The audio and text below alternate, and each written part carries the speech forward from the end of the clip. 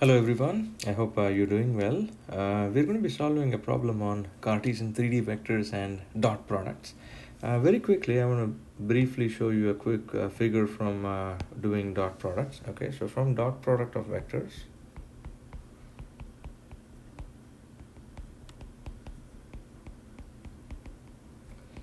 okay, we had the following figure. If I have, let's say, a vector A and a vector B, and I'm given the following information about those vectors. Okay, so here I'm saying that, okay, vector A, which I'm writing as its magnitude times its unit vector. Vector B, I'm writing it as its magnitude times its unit vector. And let's say that the angle is theta between the two vectors, then cos theta. We have proved this in our concept talk or our lectures. This is going to be the dot product of UA and UB. Okay, this is the key idea that we are going to be making use of in our problem for today. Okay, so here is our problem for today. So problem. In this problem, I have the XYZ coordinate frame as I'm going to be drawing in a minute here. Okay, so this is my Z axis. Then I have my X axis, which is drawn here. And I'm going to have further my Y axis, which is drawn in the following manner. Okay, and I'm going to extend my X axis so that it's on the other side of the page as well. And I'm going to draw that, which is the negative side of the X axis. I'm going to draw that with a dotted line, as you can see. Okay, that's the negative X axis. All right, so this is X axis, this is Y axis, and then this is Z axis. Now I have a beam element, an L-shaped beam element, or an L-shaped pipe, if you want to imagine it that way, in the following manner. Okay, so starting from some point here, the pipe is directed parallel to the Y-axis. Okay, and I'll complete the figure, and then you can see how this looks. Okay, and then I have one more piece of this, which is directed parallel to the X-axis. Okay, and likewise I'm going to bring that down here. Okay, and complete this in the following manner, and let me shade it so that we recognize that this is the body that we are interested in. Okay,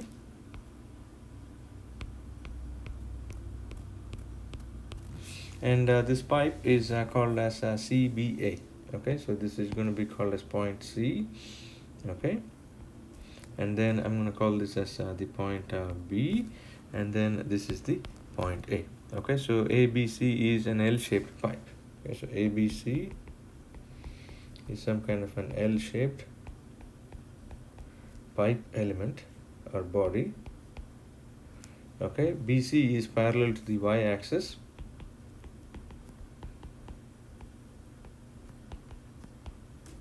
And BA or AB is parallel to the X-axis.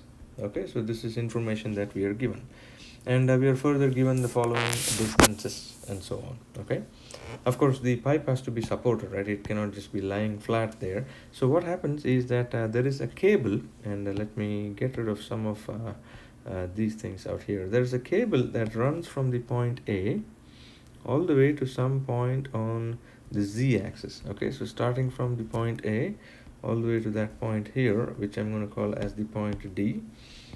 Okay, there is a cable. Okay, cables typically are in a state of tension.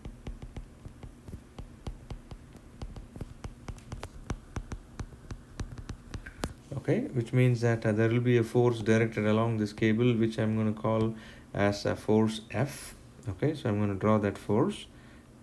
So that force is directed along the line AD. Okay, so this is the force F, which is having a magnitude of 56 newtons. Okay, so there is a force F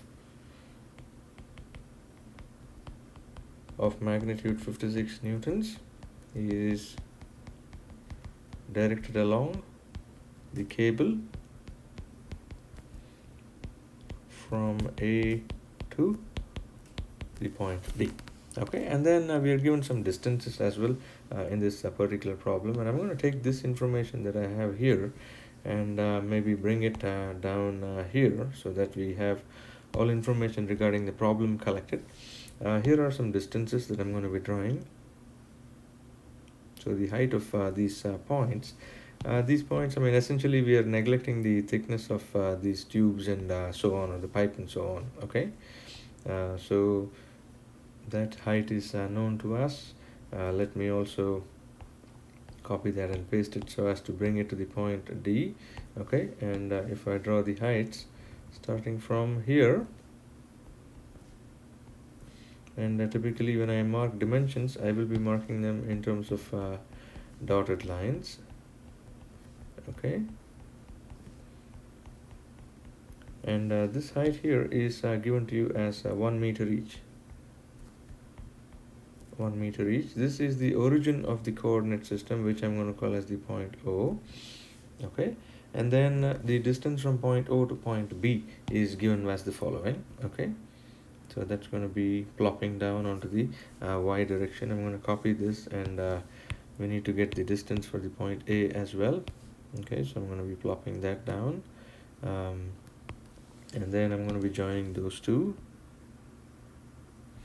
as well. Okay, and these are all distances, so I'm going to mark them as dotted lines.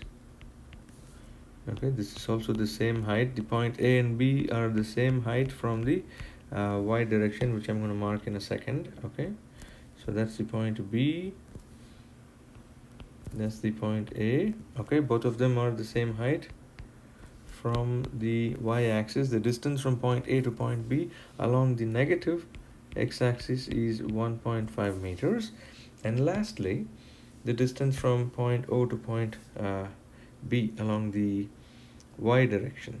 Okay, that's going to be given by the following. Okay, so that's the distance that I'm going to be marking in a minute here. So that is this distance here. Okay, and once again dotted lines to signify that, okay, these are all dimensions that I'm marking out here. Okay, so this is going to be approximately 3 meters. All right, there are several things that we need to do in this particular problem. Okay, the first thing we need to do is we need to obtain the projection of the force F. Okay, so obtain projection of force F along a line joining points O and A. Okay, then the second thing, and I'm going to draw a figure that will help us understand this. Obtain the force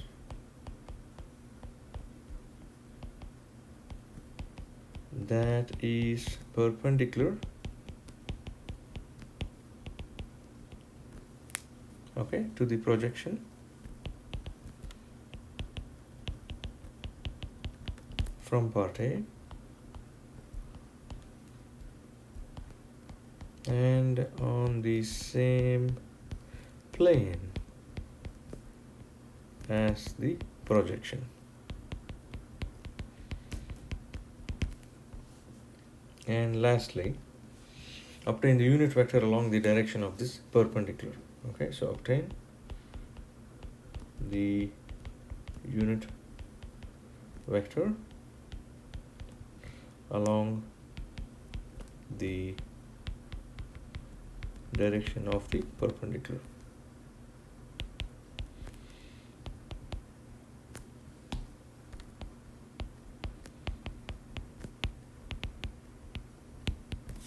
Okay, so a couple of things that we need to do. Keywords that are shown here: obtain the projection of the force, okay, along a line joining the points O and the point A. Okay, so which essentially means that if I take a line and join the points O and the point A, maybe I want to draw it in a different color. So take a line and join point O and point A. Okay, so here is that particular line, and I want to find the projection of the force F along this particular line. Okay, how do I do that? Okay, then the second thing is, okay, once you have obtained that projection, then find the vector that is perpendicular to the projection and on the same plane as the projection, obviously. Because if I take a vector, I can draw an infinite number of vectors that are perpendicular to it, but they need not be on the same plane. They can be out of plane. So, but there is only one vector that is perpendicular to any given vector on the same plane. Okay. And then lastly, I need to obtain the unit vector along the direction of the perpendicular. Okay, these are the three things I need to do, and I will be making use of the idea of dot product. The key idea that I'm going to be using in this problem is cos theta as UA dotted with UB. Okay, first things first is making use of this figure here. I'm going to be writing the coordinates of the points of interest, and this L-shaped thing is actually a distraction to me, so I'm going to get rid of that. Okay, so I'm going to get rid of that. I'm going to clean up my figure, and then I'm going to redraw it. Okay, so look at what I'm going to be doing. Okay, so I'm going to redraw the figure.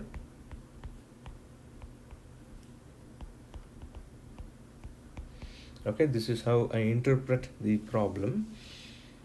Okay, so here is the x-axis, the y-axis, and the z-axis. Okay, so this is the point O. This is the x-axis, the y-axis, and the z-axis, and the point A was sitting somewhere here, let's say. Okay, so that was the point A. From point A to point D, there was a force that was acting, right? And I'm going to just join those 2 points this way, and then I'm going to mark the force on that line here. Okay, I'm going to mark that as the force F. Okay, so the force F is 56 newtons. Then I'm going to draw a line joining the point O and the point A. Okay, that's just a line that is joining point O and point A and passing through that point.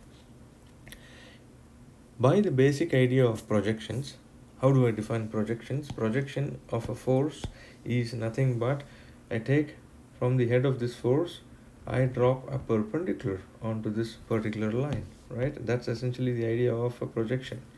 Okay, which means that if I draw this perpendicular properly, this is going to be the perpendicular to the line that I'm interested in. So the most important thing is what is the direction of the projection vector. Start from the tail of this force vector directed along to the point of intersection is the direction of the projection. So that is going to be the F projection. Okay, and if I start giving this as vectors, right, I can, let me get rid of the magnitude for this at this point in time. So this is the vector F. This is going to be the direction of the projection vector. The vector that is perpendicular to these 2 vectors is going to be the perpendicular vector F, which I'm going to call as perpendicular. Okay, so this is the projection, and then this is the perpendicular. The thing that you got to keep in mind is what is the direction of the projection.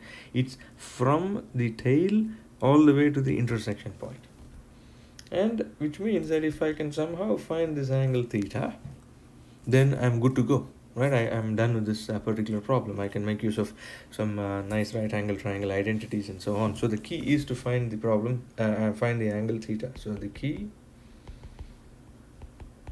find the angle theta. Okay, let me maybe bring it down here and show it off here. Okay, before I do that, I want to write the coordinates of each of these points of interest. Okay, so let me go forward here and then say, okay, point A, what are the coordinates of point A? Point A is sitting on the negative x direction and along the y-axis, right? So this is going to be minus 1.5, and then it's going to be 3 meters along the y and raised up by a height of 1. Point O is fairly silly, that's 0, 0, and then 0. Point D is the other point that I'm interested in. It's at a height of 2 meters and sitting on the z direction. Okay, as you can see. So I'm just going to write down those details again here. So the coordinates of point A are 1.5 negative, then 3, and then 1, so many meters, and then the coordinates of D are 0, 0, and then 2 meters, and then the coordinates of the origin 0, 0, and 0. Okay, and the key idea, as I have specified here, is to find out what this angle theta is. And how do I find the angle theta? Okay, so here is the point A. Let me scoot it up and bring it a little closer. Okay, first things first is the angle theta can be found out using the idea of dot products, right? I can say that, okay, from the idea of dot products, cos theta is going to be the dot product of the unit vectors along the lines from A to D, dotted with u from A to O. Why is it A to O? This is because the direction of the projection is from A to O. Okay, that's important. Okay, this is important. Directed from A to O because the projection is from A to O, is directed from A to O. I'm sorry, is directed from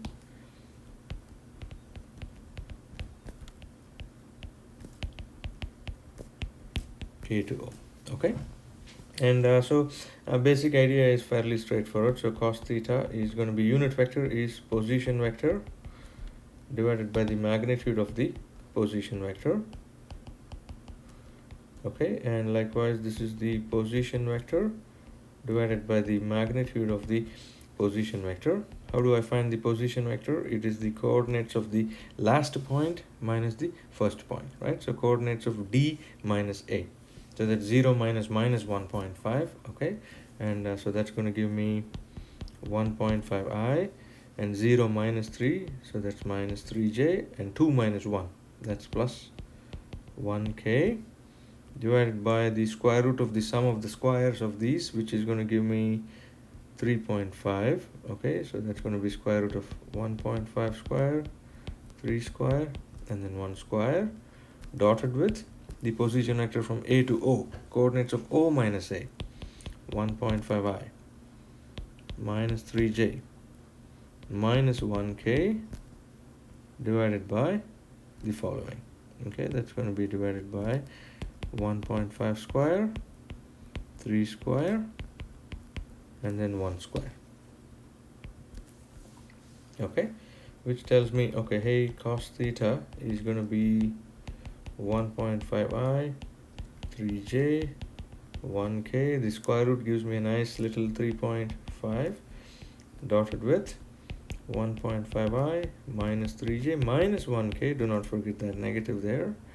And that's going to be 3.5.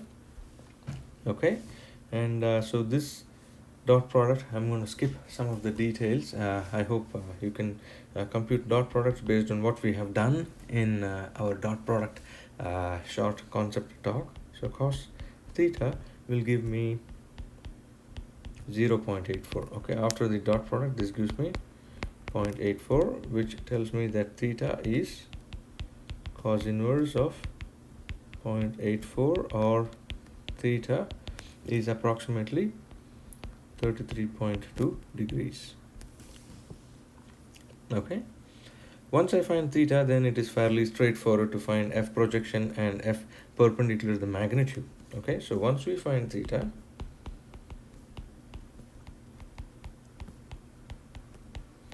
we can compute the magnitude of f projection and f perpendicular. Okay, and that's fairly straightforward, as you know, right? I mean, this is the force that you had. This was F is equal to 56 newtons, right? And here was F projection, and then I had F perpendicular. Okay, so this was F projection, and this creature here was F perpendicular, and this was the angle theta. So that F projection is F times cosine theta, Okay, theta is 33 degrees, so f times cosine theta is going to give me 47 newtons, and then f perpendicular is f times sine theta. Okay, that's going to give me 31 newtons. But I'm not done. I want to write these as Cartesian vectors. Okay, so that's something that I want to specify. Okay, how to write as a vector. So f projection, if I have to write it as a vector, is its magnitude multiplied by its unit vector. What's the unit vector along the direction of the projection? You see, the unit vector in this direction is going to be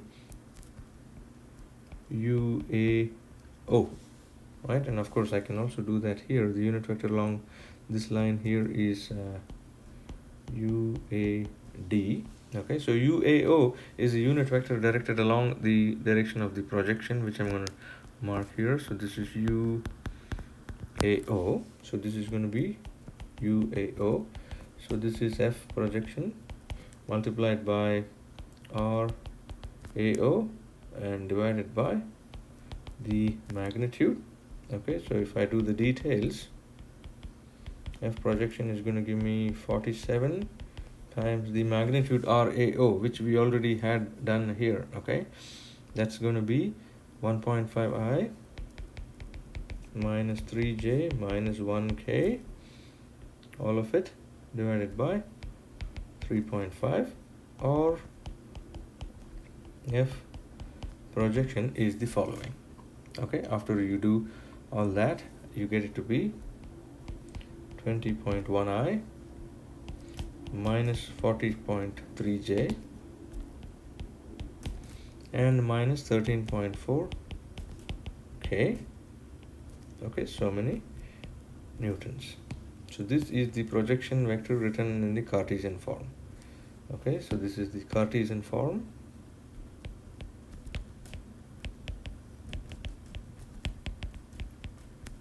of F projection. Okay, that is important. What you found out here are only the magnitudes, F projection of 47 newtons and F perpendicular of 31. Okay, now here is the idea. If I have to find F perpendicular, I need to know, if I have to find it as a Cartesian vector, I need to know what is the direction of U perpendicular. I need to know its unit vector. Okay, so to find F perpendicular, we need U perpendicular, because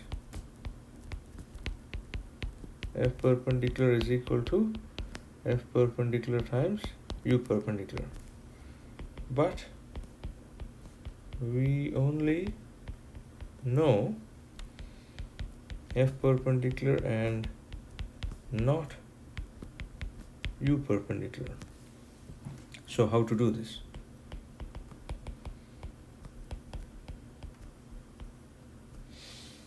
Here is how you do this. You first of all realize that, okay, hey, I have three vectors here. I'm going to go to the vector figure here. By the vector rule of addition, I can say that vector F is F perpendicular plus F projection. Okay, so vector addition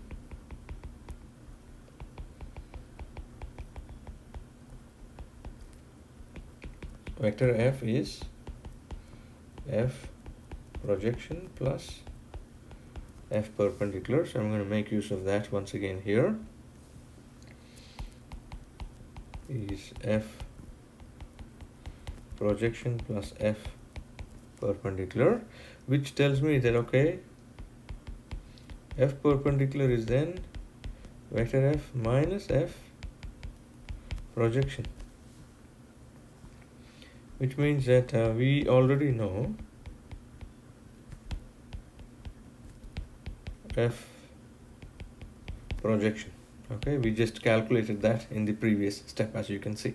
Okay, we can find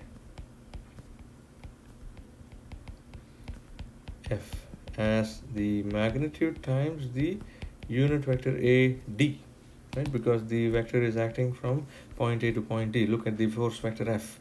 Vector F is acting along the line from A to D.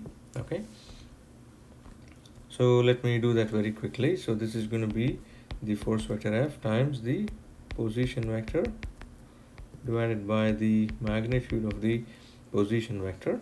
Okay, so which means that the vector F is 56 newtons times 1.5i minus 3j plus 1k, which is something that we already found out, RAD by magnitude of RAD by 3.5, or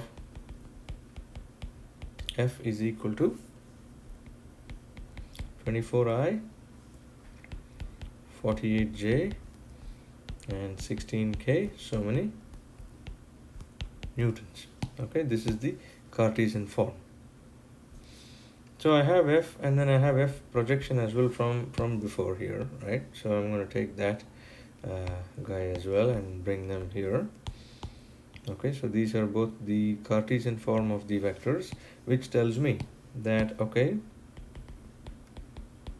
F perpendicular is F minus F projection, which is going to be 24i, 48j, 16k minus 20.1i, 40.3j and 13.4k, which gives me F perpendicular to be 3.9i, 7.7j, 29.4k, so many newtons. Okay, so these are the vectors in their Cartesian form. Okay, so that's essentially what you're doing here. Okay, so this is the Cartesian form, and likewise this is also the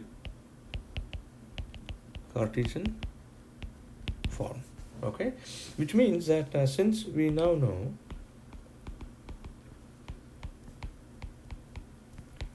F perpendicular as 31 newtons from above or from before, when I go to this magnitude that we found out here, so we made use of that one here, right? And since we already know F perpendicular and we know F perpendicular vector in Cartesian form, we can say the following: F perpendicular is F perpendicular times U perpendicular, which means that U perpendicular is F perpendicular divided by its magnitude, and as simple as that. Okay, which essentially tells me that, okay, U perpendicular is 3.9i, 7.7j, 29.4k, all of this divided by 31, or U perpendicular is going to be approximately 0.13i, 0.25j, 0.96k, no dimensions, okay, because unit vectors are dimensionless, they just point in the direction that we are interested in. Okay, and you can do a quick check. Okay, magnitude of U perpendicular is going to be 0.13 square, 0.25 square, 0.96 square to square root, approximately equal to 1. So indeed a unit vector. Okay, one thing that I suggest not to do, so please do not do,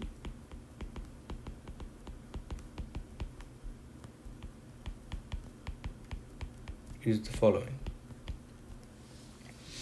Okay, very quickly, if I go back to my figure from here, you'll see that I have unit vectors UAO, U perpendicular, and of course there is also one more unit vector that is directed along this particular line here, right, which was the unit vector UAD.